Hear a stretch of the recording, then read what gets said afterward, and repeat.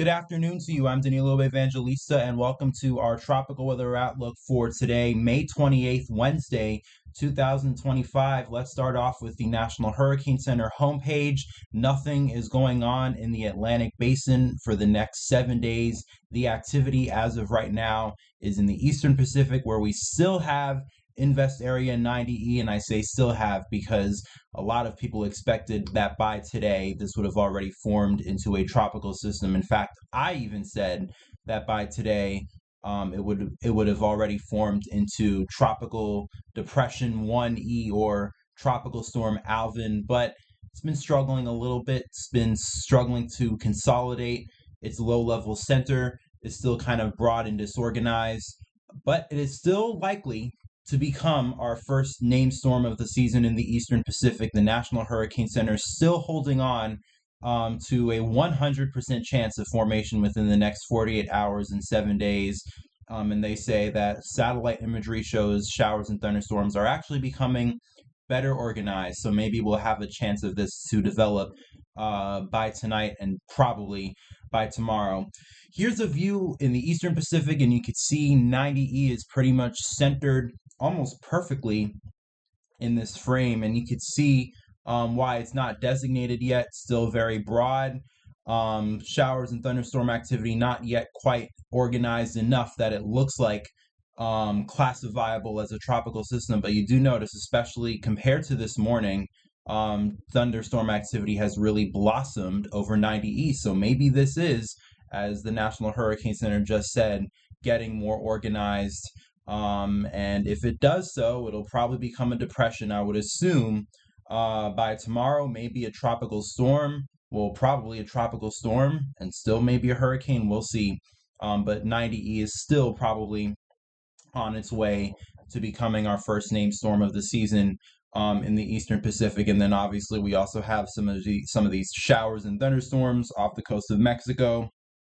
And that's just about all that there will be in terms of impacts directly to Mexico from 90E. Will be showers and thunderstorms, some gusty winds obviously within those storms, and then maybe a rip current risk, obviously, since tropical cyclones do produce high waves and they crash along the shore and produce rip currents. Really quickly, I thought I'd show you a look at the Atlantic, and that there's really not much going on. You can tell by these very strong upper level clouds cutting across the Caribbean, very strong, and I mean very strong wind shear cutting across the Caribbean, and you can even see those clouds kind of moving across the upper levels through the MDR, and especially all of this thick Saharan air layer that is moving off Africa into the MDR, which is typical, by the way, this early on in the year in May and June. It's typical that we get these big Saharan air outbreaks to come out and then kind of infiltrate the deep tropics with dry air. That's why we don't get development out here in the MDR typically in the first month or two of the hurricane season, and most of the activity is generally confined to the Western Atlantic, which, as I said before, and I've been saying over the past several days, probably for about a week or so now, we might have to watch the Western Atlantic potentially for something to spring up as we head into early next month. But for now, things are looking nice and quiet in the Atlantic. And let's really quickly take a look at the 850 millibar vorticity. There's 90E, still elongated right now. Definitely has vorticity, or the more easier word for it is spin in the atmosphere. That's pretty much what vorticity means at the 850 millibar level. So this is 5,000 feet up in the atmosphere. Still elongated.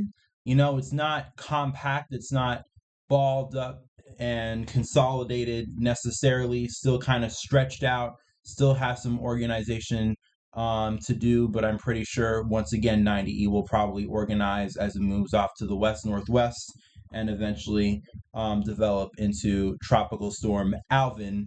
And then meanwhile in the Atlantic, nothing much at all to speak of. Some energy moving off of Africa in the Eastern Atlantic. This is probably a tropical wave. But even with the tropical waves too, not even, I mean, there are probably a few, but none of them are even really that strong right now. It's early on in the season, so they won't be strong. But in general, nothing much of activity to once again speak of in the Atlantic. Here's the latest intensity guidance for 90E. So this is pretty much just going over how strong could it get, and in general, all of the models still agree that it'll probably become a tropical storm. Some still are holding on to maybe this becoming a hurricane, and I should actually say, some are once again thinking that this will maybe become a hurricane, or at least this has a chance to do so. And if it does so, it'll be very interesting, honestly, if it's able to do that. Because I was about to make this video about how models have been downtrending with 90E, as I mentioned earlier. It's kind of been a little slow to organize, at least compared to what the expectations were.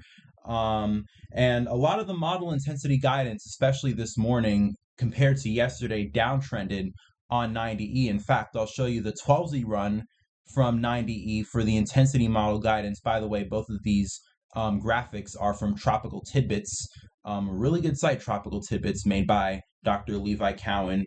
The entire tropical tracking community uses it and probably uses this map. But this is the 12Z model intensity guidance from 90E.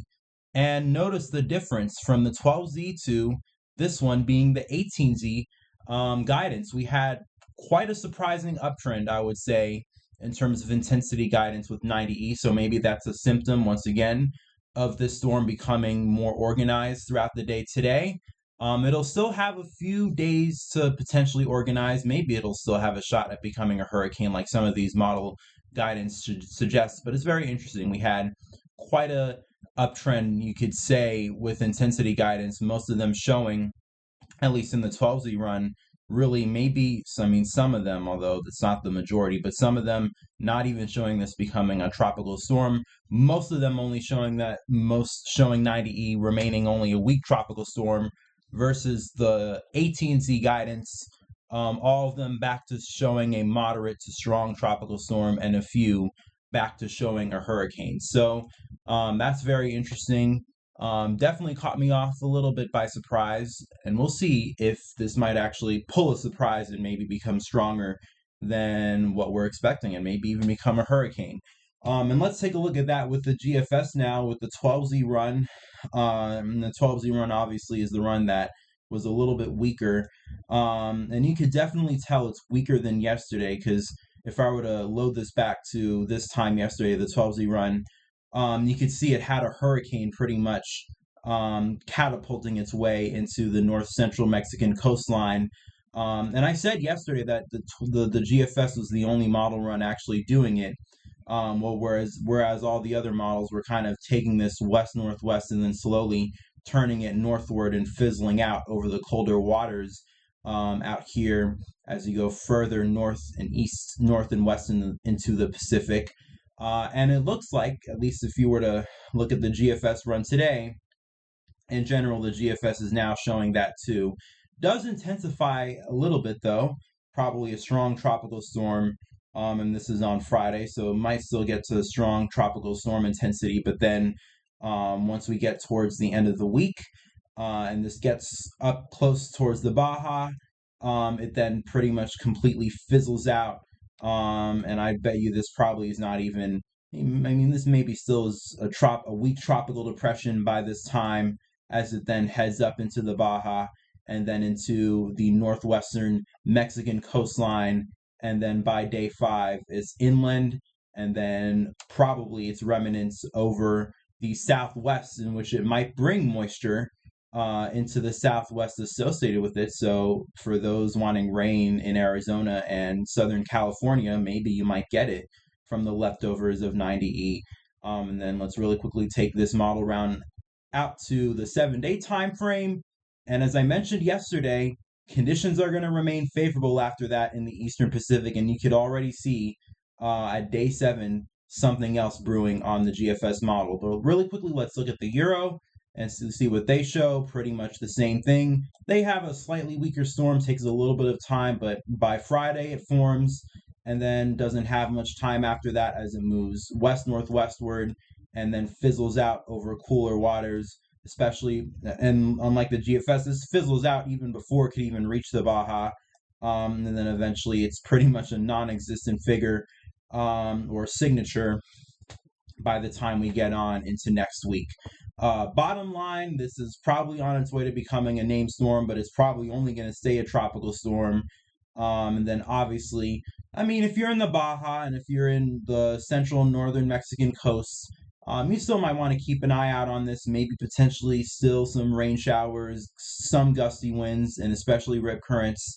You might need to watch out for. But beyond that, once again, no real concerns with 90E. But once again, it's looking like we are ever closer to our first named storm forming in the Eastern Pacific.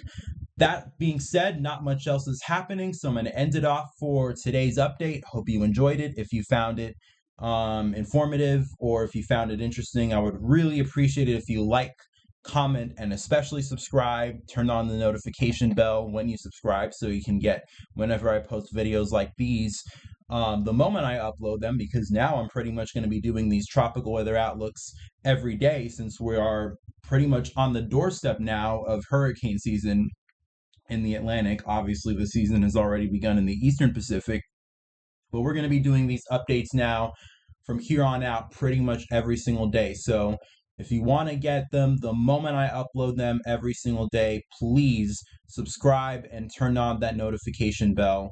And also share this video with family and friends and others that you think might find this kind of information interesting or important to them and to their lives. I don't know. Share this video, family and friends. Let's get the community growing. Why not? Thanks for watching today's video. Stay safe. Enjoy the rest of your day. Peace, love, and kindness to you all, and we will talk again tomorrow.